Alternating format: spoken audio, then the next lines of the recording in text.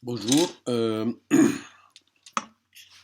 mes concitoyens, mes compatriotes, mes amis, salam alaikum. Alors pour commencer, on va parler de l'Association pour la lutte contre l'échec scolaire au Québec, la ALES. Pour commencer, on va essayer d'expliquer le pourquoi. Dans une petite introduction, on va essayer d'expliquer les raisons d'être et par la suite, on va passer à nos objectifs.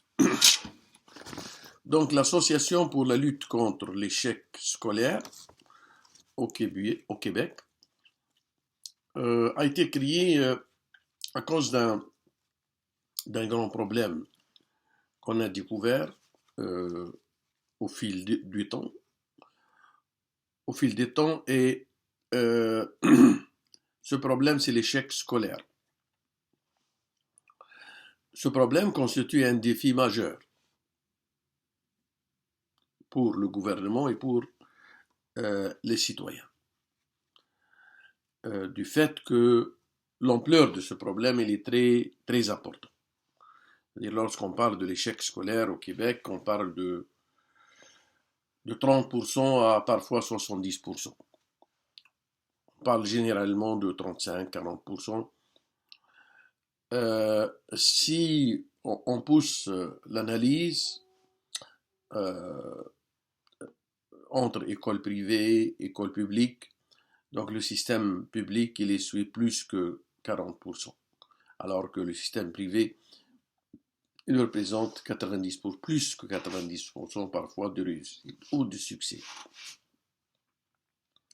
C'est-à-dire, on découvre que le système éducatif au Québec est un système à deux vitesses. Peut-être voulu, peut-être non voulu.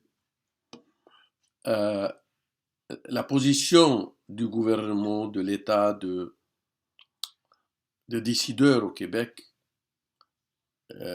cet échec est flagrant, il n'est pas voulu. C'est un défi à résoudre pour le gouvernement. C'est un casse-tête pour le gouvernement. Donc, notre mission, notre objectif pendant ces années qui vont venir, c'est d'essayer d'éviter l'échec scolaire, d'essayer d'épargner la communauté, notre communauté musulmane, d'éviter ce qu'on appelle l'échec scolaire, surtout cette communauté, elle appartient, c'est une communauté immigrante, malgré que le pourcentage, c'est-à-dire la communauté maghrébine par exemple, est en général francophone, sélectionnée, francophone africaine de l'Ouest et l'Afrique du Nord, ils possèdent le plus grand taux de diplômes universitaires au Québec. Et malgré ça, la deuxième génération risque de tomber dans l'échec, c'est-à-dire dans la pauvreté, dans l'ignorance, et avec tous les problèmes qui peuvent être engendrés à cause de cette situation.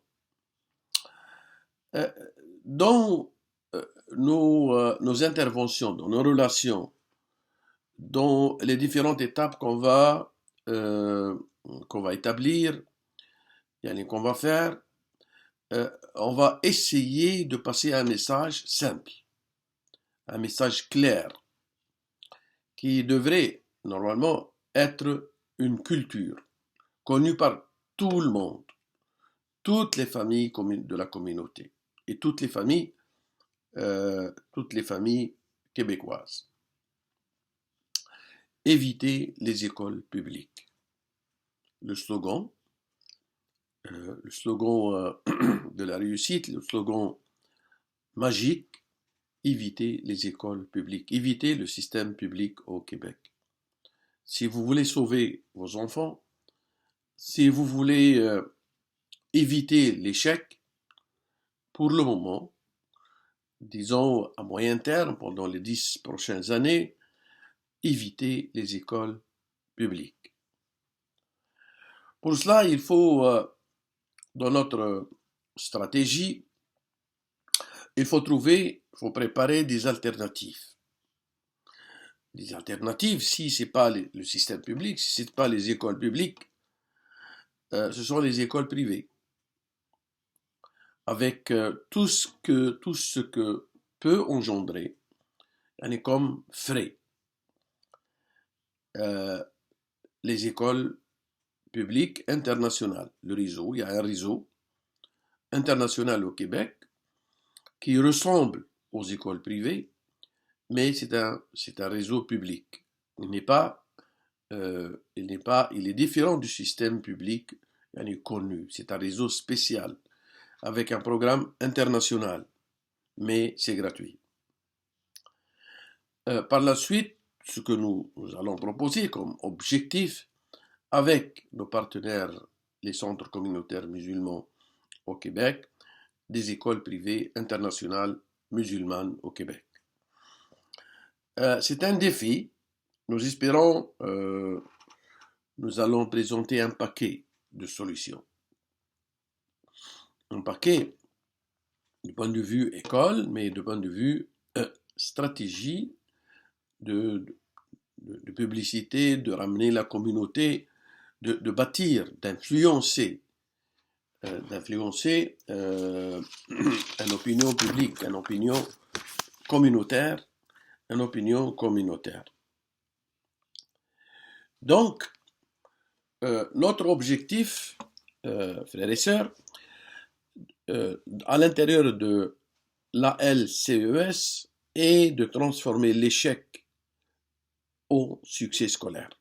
Transformer, passer de 40%, 35%, 50%, suivant les régions, suivant les écoles, suivant les garçons et les filles, à plus que 90% du succès.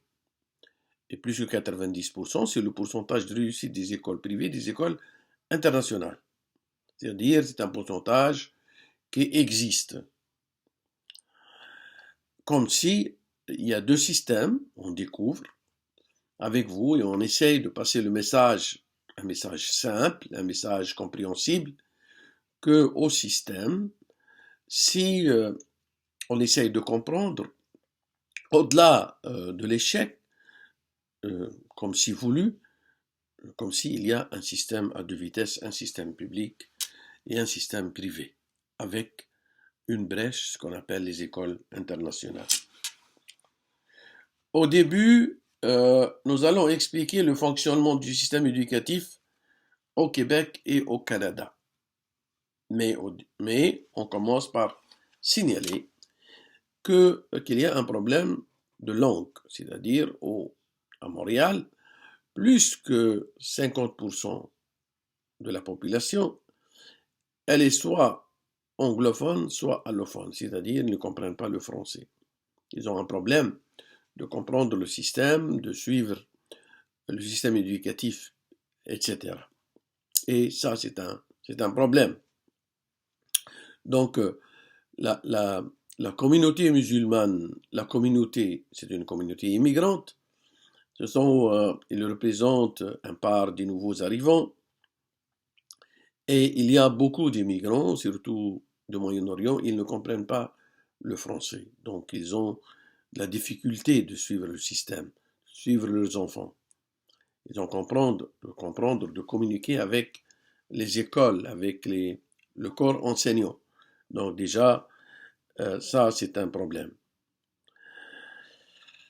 Les francophones, les nord-africains, les francophones de l'ouest de l'Afrique sont des francophones, ils sont habitués avec le système français. Le système français, il fonctionne d'une autre façon. C'est-à-dire, l'élève, il a le droit de redoubler.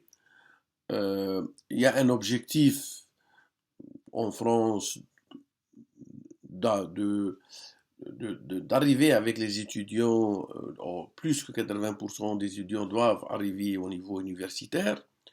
La sélection, l'orientation, disons, éducative, scolaire, et l'orientation professionnelle généralement se fait au niveau universitaire et ces francophones, nord-africains ou africains de l'Ouest sont habitués avec le système français. Le système québécois, c'est un système nord-américain. Il n'y a pas de doublage. Les élèves n'ont pas le droit ou ne doublent pas.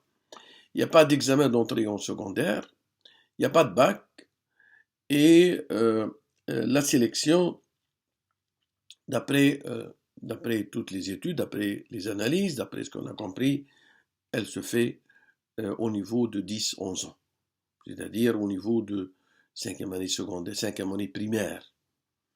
L'acheminement, les deux systèmes divergent à l'entrée du secondaire. C'est-à-dire il y a le système public qui, normalement, va essuyer 40% d'échecs, 50% d'échecs, et qui va orienter 50% des élèves vers des métiers non qualifiés ou sous-qualifiés, et qui vont travailler dans tous les métiers sous-qualifiés, ce qu'on appelle la classe défavorisée par la suite. Et en réalité, si on reste là, si on essaie de comprendre et de ne pas juger la compétence, la non-compétence, l'échec, le succès, ce système, il répond aux besoins de la société, parce que la société a besoin effectivement de 50% d'une main-d'œuvre non qualifiée ou sous-qualifiée. Pas besoin de diplôme pour travailler chez McDonald's ou pour travailler dans les restaurants ou dans le nettoyage, etc., etc. Donc, en réalité, si on essaye de comprendre, disons, entre guillemets, positivement, on va dire que les architectes de la société, au gouvernement, ils ont réussi, ou ils répondent aux besoins de la société par le biais du système public. Et ils ont intérêt à garder le système comme il est pour répondre aux besoins de la société. On a besoin des gens qui ne sont pas qualifiés, ils vont vivre. On remarque ça dans le système américain et dans le système canadien.